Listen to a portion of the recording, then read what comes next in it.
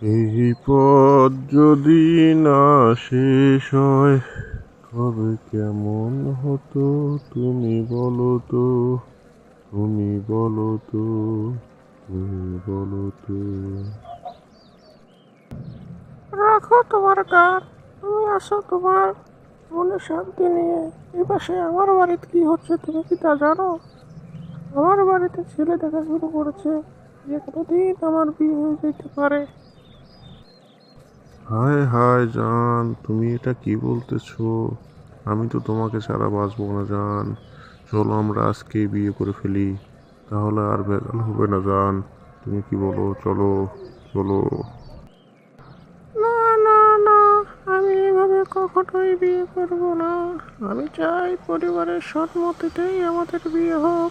কিন্তু আমি পরিবারকে কেমনে বলবো তুমি যে বেকার? তোমার কথা আমি কি বলবো বলো? তুমি একটা তাড়াতাড়ি ব্যবস্থা করো চাকরির, তাহলে তো তোমাকে নিয়ে আমি বাড়িতে যাইতে পারি, সবাইকে বলতে পারি। প্লিজ তুমি একটা ব্যবস্থা করো। আচ্ছা, তুমি তো দেখতেছো আমি চাকরির জন্য খুবই চেষ্টা করতেছি। এখন চাকরি যদি না হয় তবে কি আমাদের ভালোবাসা এখানে সমাপ্ত হয়ে যাবে?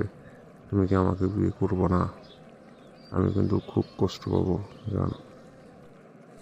দেখো, আমি কি করব বলো? আমি তো পরিবারের বাইরে যা কিছু করতে পারবো না। এই জন্যই তো তোমাকে বলতেছি তুমি একটা কিছু ব্যবস্থা করো। আমিও তো তোমাকে ছেড়ে খুব কষ্ট পাবো। তুমি একটা কিছু ব্যবস্থা করো প্লিজ। আচ্ছা, আমি চেষ্টা করে দেখতেছি কি করা যায়। তুমি একটু অপেক্ষা করো আমার জন্যে।